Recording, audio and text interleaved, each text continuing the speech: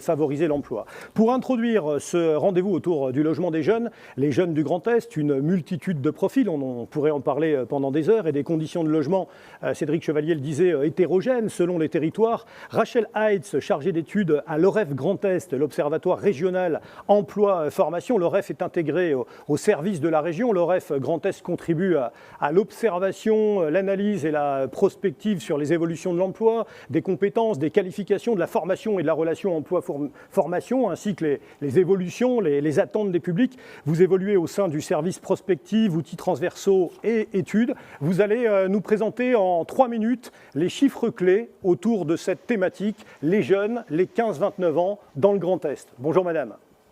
Bonjour à tous. Donc, je vais vous présenter les données chiffrées donc, sur les jeunes en Grand Est. Quand on parle des jeunes, de qui parle-t-on?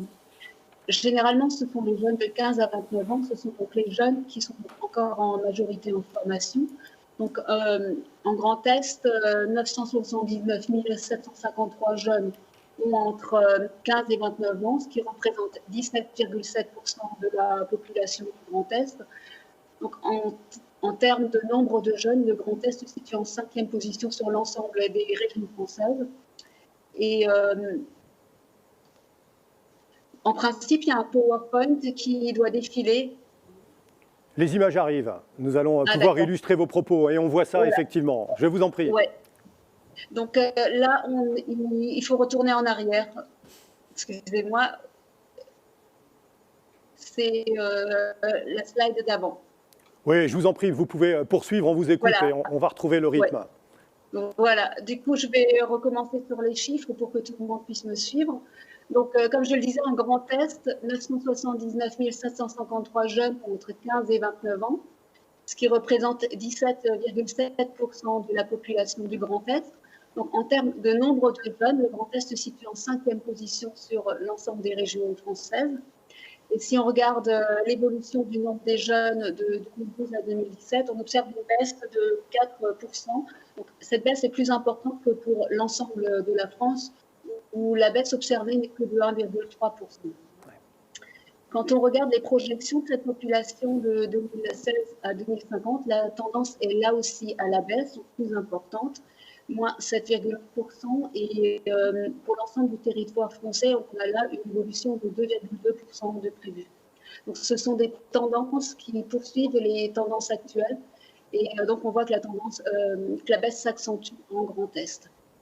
Et concernant la répartition par âge, par classe d'âge, donc les 15-17 ans représentent 33% des jeunes, les 18-24, 46%, et les 25-29 ans, 21%. Donc ces deux dernières classes d'âge reprennent la population de jeunes dont l'idée peut parler dans la présentation suivante sur le logement des étudiants. Voilà. Et si on regarde la carte ci-contre, on note une hétérogénéité sur la représentation des 15 à 29 ans pour chaque territoire. Donc sur les territoires de Saint-Dizier-Bar-le-Duc, Épinal ou encore Saverne-Maguenau, on a environ 15% de jeunes et on note une surreprésentation dans les territoires de Châlons, Nancy ou encore Strasbourg où on atteint 20 à 23% pour Strasbourg du nombre de jeunes. Voilà. On peut passer à la slide suivante. Voilà. Du coup, sur ces 980 000 jeunes du Grand Est, on a 45% de jeunes qui sont scolarisés. Ça représente environ 441 000 jeunes de 15 à 29 ans qui sont donc en formation initiale. C'est-à-dire 206 000 lycéens, 40 000 apprentis, 155 000 étudiants en université ou d'autres jeunes encore en école supérieure. On peut aussi observer le taux de scolarisation par âge. Il est de 95,6% pour les 15-17 ans, 49,7% pour les 20-24 ans et 7% pour les 25-29 ans. Et sur le graphique, sur droite, on voit aussi ici un taux de scolarisation qui est très variable selon les territoires. Sur Saint-Dizier, Bar-le-Duc, Saverne-Maguenau, Charleville-Mézières ou encore Verdun, on a des taux plus faibles, 38%, pour atteindre 55% sur Strasbourg ou encore Nancy. La slide suivante. Voilà. Et sur ces 980 000 jeunes, on a aussi 55 pour jeunes qui ne sont pas scolarisés. Ça représente environ 539 000 jeunes de 15 à 29 ans qui sont sortis de l'appareil de formation initiale. Parmi eux, on a 448 000 qui sont diplômés, 23% au niveau CAP-UEP, 28% au niveau bac et 32,5% au niveau post-bac. Donc un total de 83% de diplômés. Et à côté de ces diplômés, on a 91 000 jeunes qui sont non diplômés, qui sont donc non scolarisés et non diplômés. Ça représente environ 17% de non scolarisés, non diplômés. Et ici encore, sur le graphique, on note des disparités de pourcentage selon les territoires, des taux de non scolarisés, non diplômés beaucoup plus faibles sur Célestat, Saverne, où on a 14% jusqu'à 16% sur Thionville, et pour atteindre 19% sur Charleville-Mézières, Saint-Dizier-Bar-le-Duc ou encore trois Chaumont, où on est à près de 19%. Merci beaucoup. Merci. Non, il reste il reste encore une slide. Voilà. Je vous en prie. Et là, c'est la suivante. Voilà, donc pour terminer sur cette présentation sur les chiffres des jeunes en Grand Est, sur ces 539 000 jeunes non scolarisés, on a 81% d'entre eux qui exercent une activité professionnelle, c'est-à-dire environ 437 000 jeunes de 15 à 29 ans du Grand Est. 81% exercent en temps complet, 73% de femmes à temps complet, 59% de CDI. Et donc, ces chiffres, on les a mis en parallèle avec le total de la population active du Grand Est. Et à côté, on a 19% d'entre eux qui n'exercent aucune activité professionnelle. Ça représente environ 102 000 jeunes de 15 à 29 ans du Grand Est qui donc sont non scolarisés et sans emploi. Donc ça signifie que l'accès à l'emploi est bien sûr plus difficile pour les plus jeunes que pour l'ensemble de la population. Je vous remercie. Merci à vous, Rachel Heitz. Toutes nos excuses pour la qualité du son, mais vous le savez, c'est un événement à distance et en direct, mais je crois qu'on a pu vous suivre. On l'a bien noté, 980 000 jeunes de 15-29 ans dans la région, 17% de la population. On va tout de suite se tourner vers Sarah Pernet, chargée de mission politique du logement et cohésion sociale. Cohésion sociale, pôle habitat, logement à la DREAL Grand Est. Vous n'êtes pas seul. Audrey Echevald est avec vous, chef de projet de l'action régionale au sein de l'INSEE Grand Est. Elles sont avec nous. Bonjour mesdames. Bonjour. Vous allez nous présenter une étude, un partenariat d'études, des travaux, des réflexions autour de l'habitat des jeunes, offres et besoins sur le Grand Est. Une étude initiée par la DREAL, réalisée par l'INSEE. Sarah Pernet, important peut-être de rappeler le contexte. C'est un diagnostic de territoire porté, initié, je le disais, donc par la DREAL. Oui, merci beaucoup de me donner la parole et merci au Conseil régional de nous donner la possibilité aujourd'hui de présenter les résultats de ces travaux qu'on a menés avec l'INSEE. Effectivement, avant de laisser la parole à Audrey Echevald qui rentrera peut-être plus en détail dans ces résultats, je voulais peut-être rappeler brièvement le contexte dans lequel ces travaux ont été conduits, puisqu'ils s'intègrent à une démarche plus globale qu'on a initiée en 2019 sur la question de l'habitat des jeunes. Cette démarche, elle s'inscrivait dans la continuité de travaux, d'échanges qu'on avait eus avec nos partenaires de l'hébergement et de l'habitat, notamment dans le cadre du comité régional Habitat-Hébergement qu'on a institué au niveau de la région Grand Est. Et ça faisait aussi écho aux orientations des politiques nationales interministérielles actuelles, puisqu'aujourd'hui, on voit qu'il y a un réel renforcement de la dynamique de développement de l'offre en logement à destination particulièrement des étudiants et des jeunes actifs, mais aussi toujours une poursuite de la transition de l'offre sociale en FIT. L'objectif de notre démarche dans ce cadre-là était double. Elle avait d'abord pour objectif d'améliorer la connaissance, mais aussi de mobiliser les partenaires pour favoriser la mise en œuvre de nos politiques en faveur de l'accès et du maintien dans un logement des jeunes de 15 à 29 ans. Pour cela, du coup, on a conduit 2 actions complémentaires. D'abord, ce diagnostic statistique territorialisé, donc on a réalisé avec l'INSEE, donc sur les profils de jeunes et les conditions de logement dans le Grand Est. Donc le livrable définitif a été publié sur le site de l'INSEE et est disponible aussi sur le site de la DREAL. Et ensuite, en parallèle, on a souhaité co-construire avec les acteurs de l'habitat et ceux du réseau de la jeunesse une dynamique en faveur de l'accès au logement des jeunes. Et on a notamment organisé dans ce cadre-là une première matinée technique qui s'est tenue donc, le 10 février dernier et qui a été construite avec l'expertise d'une équipe projet qui rassemblait notamment des représentants d'Action Logement, du Conseil régional et de l'URAGE, ainsi que d'autres services de l'État.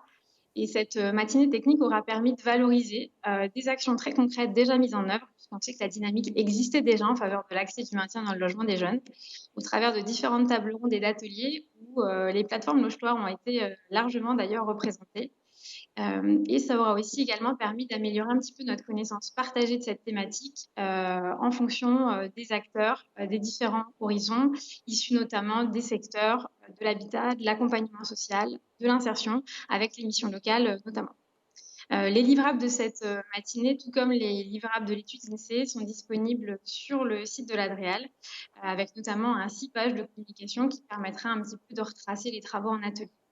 Aujourd'hui, du coup, notre idée, c'est plutôt que les acteurs de l'habitat et de l'hébergement et les acteurs de la jeunesse puissent s'emparer de ces travaux, à la fois les travaux de l'INSEE et les travaux de notre matinée technique, pour continuer à alimenter leur démarche propre afin qu'on poursuive en complémentarité cette action et cette dynamique à l'échelle régionale en faveur des jeunes.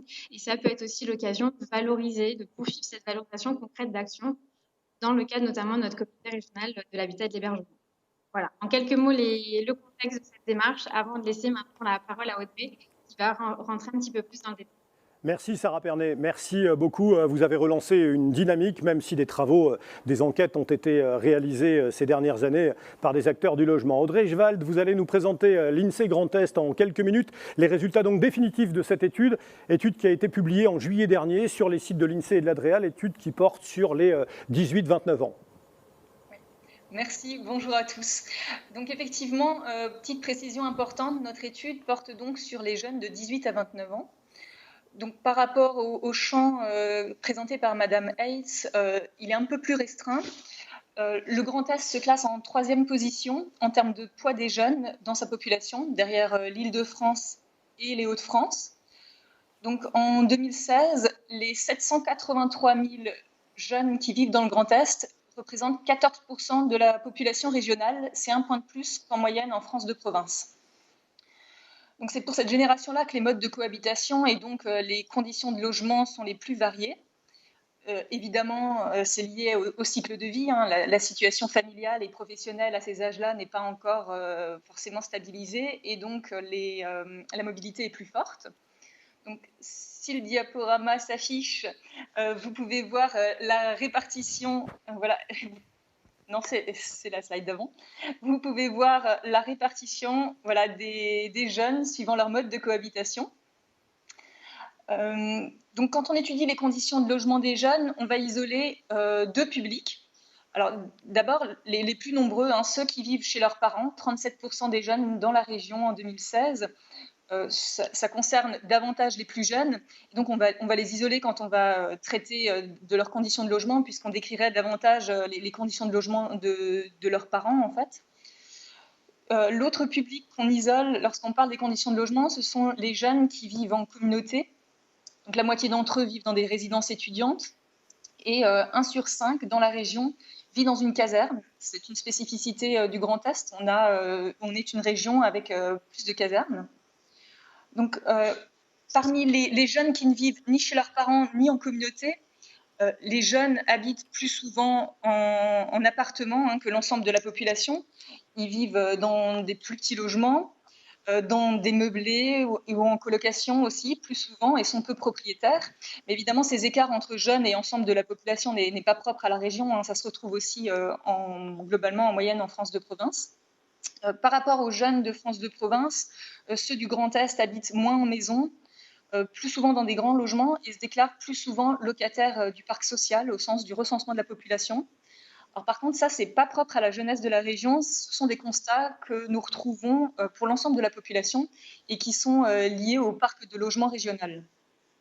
Donc, nos travaux ont permis de mettre en évidence la diversité des profils de jeunes qui existent selon le type de territoire dans lequel ils vivent et les caractéristiques particulières de leur mode de cohabitation et leurs conditions de logement.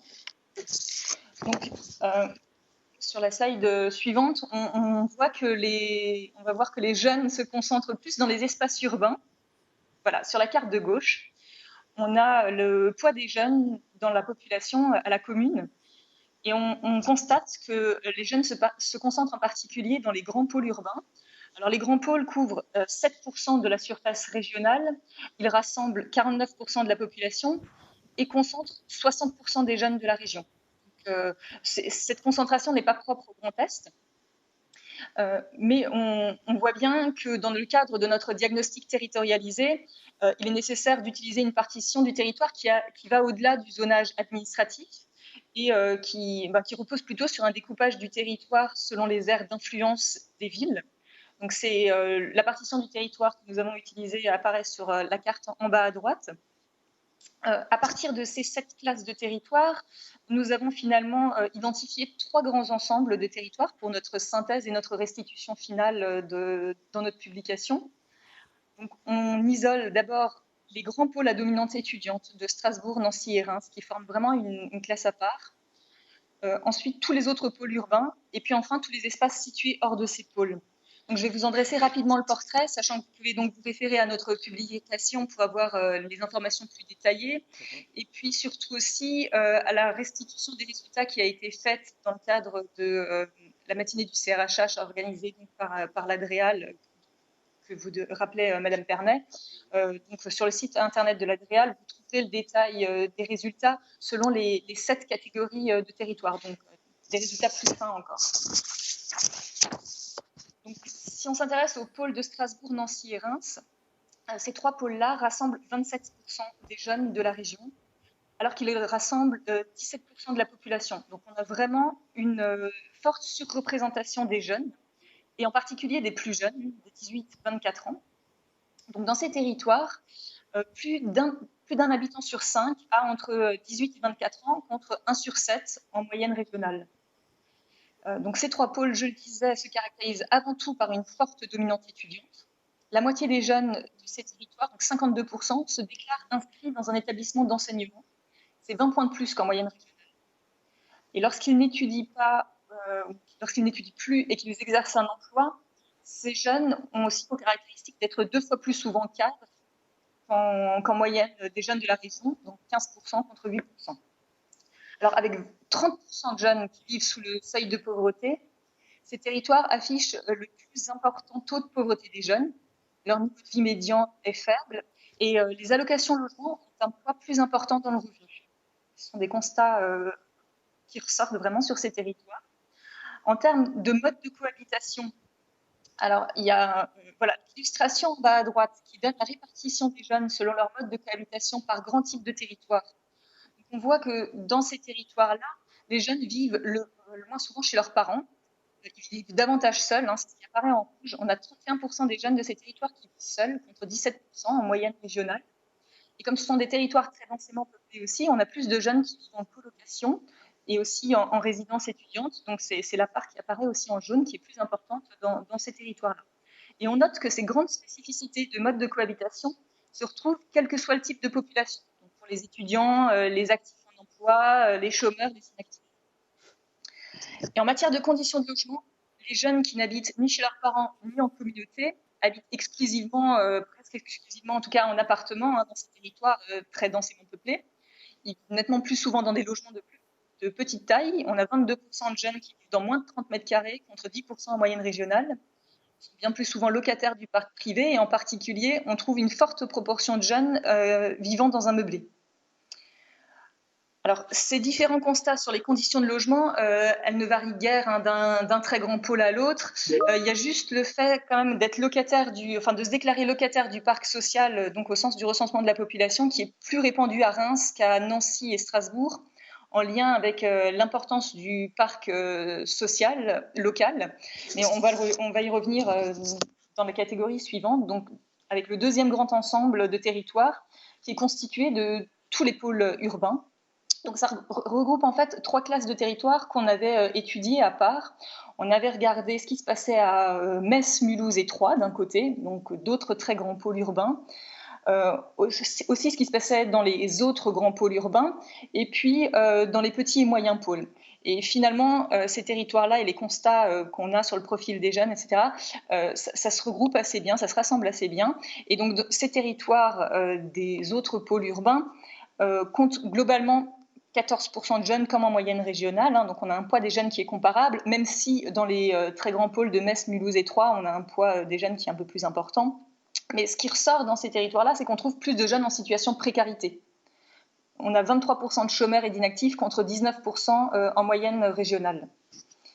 Et la proportion de jeunes qui est inscrits dans un établissement d'enseignement, elle est très variable d'un pôle à l'autre et elle ne dépend pas tant de la taille du pôle proprement dite que de l'importance vraiment de l'offre universitaire locale.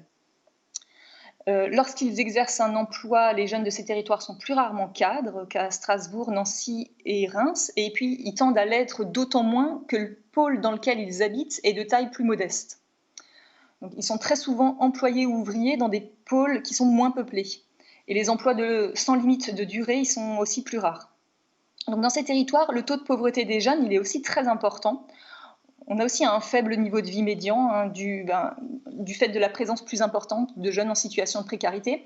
Et on le voit bien dans la composition du revenu, on voit bien un poids plus important des indemnités chômage et des minima sociaux dans les revenus des jeunes de ces territoires. En termes de mode de cohabitation, c'est assez comparable, les modes de cohabitation des jeunes de ces pôles-là par rapport à la moyenne régionale. Mais quand on regarde les choses un peu plus finement, on voit qu'on peut affiner un peu les choses et que ça dépend notamment de la taille du pôle. Par exemple, la proportion de jeunes qui vivent en colocation va être d'autant plus importante que la taille du pôle est grande. Et à l'inverse, les pôles où les jeunes vivent le plus souvent avec au moins un enfant à charge sont plutôt de petite taille. Alors par contre, le fait de vivre chez ses parents ne dépend pas vraiment de la taille du pôle, ça dépend plutôt des conditions socio-économiques locales, ça on le voit bien. On voit que le fait de vivre chez ses parents est plus fréquent dans les pôles où les jeunes connaissent plus de difficultés sur le marché du travail. Et inversement, ce mode de cohabitation est souvent moins répandu dans les pôles qui comptent une forte proportion d'étudiants, puisqu'ils sont pour partie pas originaires des environs et donc ne vivent pas chez leurs parents. Et il y a aussi une autre composante de mode de cohabitation qui est vraiment très différente d'un pôle à l'autre, c'est le poids des jeunes qui vivent en communauté. Là, ça ne dépend pas de la taille du pôle, ça dépend vraiment de l'implantation des contingents de militaires. Puisqu'évidemment, un pôle où on va trouver une caserne, le poids des jeunes qui vivent en communauté va exploser dans ces pôles-là. En matière de conditions de logement, rapidement, les jeunes qui n'habitent ni chez leurs parents ni en communauté habitent plus fréquemment en appartement, dans des territoires qui sont encore très urbains.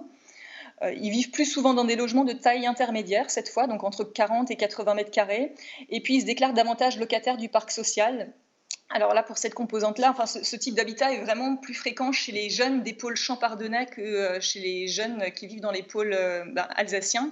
Et c'est vraiment lié à l'importance du parc locatif social, qui est lié à l'historique de la politique locale de l'habitat. Donc pour finir, on a en 2016 un jeune sur 3 qui vit hors des pôles urbains. Donc les 3/4 de ces jeunes-là vivent en périphérie des grands pôles. On a 2% qui vivent dans les couronnes des petits et des moyens pôles, et puis le reste, environ un quart, donc 64 000 individus, qui vivent dans des espaces plus isolés, soumis à l'influence de plusieurs petits ou moyens pôles ou hors de toute influence urbaine. Et dans ces territoires-là, le poids des jeunes au sein de la population est plus faible qu'ailleurs. On a environ 11% de jeunes, globalement, dans ces territoires, contre 14% en moyenne régionale. Et le profil des jeunes qui vivent dans ces territoires-là se démarquent fortement de ceux qui vivent dans les pôles urbains. Alors, ils sont bien plus souvent en emploi dans ces territoires, ils sont beaucoup plus rarement étudiants. Parmi les jeunes qui travaillent, beaucoup sont ouvriers, notamment dans les espaces les moins soumis à l'influence urbaine. Et puis, une très grande majorité travaille à temps complet. Et dans les zones périurbaines à proximité des pôles, ces jeunes ont aussi plus souvent des emplois sans limite de durée. Alors, ces territoires sont globalement moins concernés par la pauvreté des jeunes. Ces derniers disposent d'un niveau de vie supérieur, essentiellement grâce au salaire qu'ils perçoivent. Alors, en termes de mode de cohabitation, donc contrairement aux jeunes qui vivent dans les pôles urbains, ces jeunes vivent rarement seuls. On a dans ces territoires-là la coexistence de jeunes qui sont proches de la vingtaine, qui vivent donc davantage chez leurs parents, et puis de jeunes en moyenne plus âgés, avec une situation familiale plus établie, puisqu'on a beaucoup de jeunes qui vivent en couple, souvent même avec des enfants à charge, et donc entre deux, on n'a que 7% de jeunes qui vivent seuls dans ces territoires-là, contre 17% en moyenne régionale, et puis on l'avait dit, 31% à Strasbourg, Nancy et Reims. Pour finir, en termes de conditions de logement, vous pouvez le voir sur le graphique en bas à droite qui montre les principales caractéristiques des conditions de logement des jeunes selon les différents grands types de territoires qu'on a évoqués. Donc, parmi les jeunes qui n'habitent ni chez leurs parents ni en communauté, les jeunes de ces territoires habitent plus souvent en maison. On a 58% de jeunes qui vivent en maison contre 26% en moyenne régionale. Leurs logements sont bien plus souvent de grande taille. Et puis 4 jeunes sur 10 sont même propriétaires dans ces territoires-là. C'est 2 fois plus que dans l'ensemble du Grand Est. Donc voilà rapidement pour les grands résultats de notre étude. Merci beaucoup Audrey Echwald pour l'INSEE. Alors je rappelle quand même à toutes celles et ceux qui nous suivent, n'hésitez pas à nous faire part de vos commentaires, vos remarques, vos questions. Vous pouvez intervenir quand vous voulez, utilisez bien évidemment le chat. On va redonner la parole, mais alors cette fois c'est important, en 2 minutes s'il vous plaît, à Rachel Heitz, l'OREF, qui a travaillé également sur les conditions de logement des apprentis. Un retour peut-être sur les résultats d'une enquête commandée par la région Grand Est, s'il vous plaît. Oui, donc l'INSEE vient de vous parler du logement des étudiants et moi je vais vous faire un retour sur les principaux résultats sur l'enquête logement des apprentis, donc réalisée par la région Grand Est. Et ici un zoom sur les apprentis. Donc si vous pouvez passer les slides s'il vous plaît. Voilà. Donc là à l'écran vous voyez la typologie des apprentis, plus de 2000 répondants, plus de 55% d'hommes, 45% de femmes. Moins de 4%. Donc aussi, on regarde la répartition par âge, plus de répondants âgés de 20 à 29 ans, 48% d'entre eux. Et c'est d'ailleurs à ces âges-là qu'on devient plus autonome et qu'on cherche plus souvent un logement. Concernant les aides au logement, 61% des apprentis disent connaître ces aides et 50% en ont bénéficié, notamment les aides Mobili Jeunes, 15%, les aides personnalisées au logement, 24%, et les allocations de logement social pour 2%. Voilà. Et 16% des apprentis disent connaître le dispositif Jeunes Est. Quelques éléments sur le logement et les possibilités d'internat. 60 de ces apprentis habitent dans le même logement, qu'ils soient en CFA ou en entreprise. Et 13,6% d'entre eux précisent qu'il y a un internat dans leur CFA et 8,5% d'entre eux en bénéficient. Donc sur la slide suivante, s'il vous plaît. Ouais. Ici, quelques résultats de cette enquête sur la localisation du logement.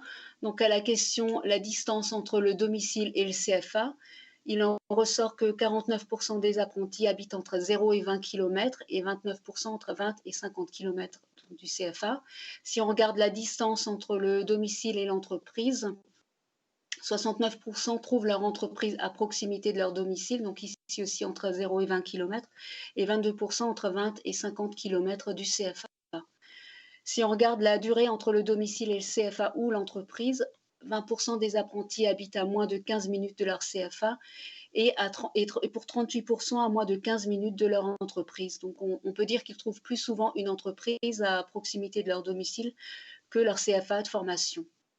Et seulement 20% d'entre eux se rendent dans leur CFA qui est à plus d'1 heure de leur domicile et 6% d'entre eux trouvent leur entreprise ici aussi à plus d'1 heure de leur domicile.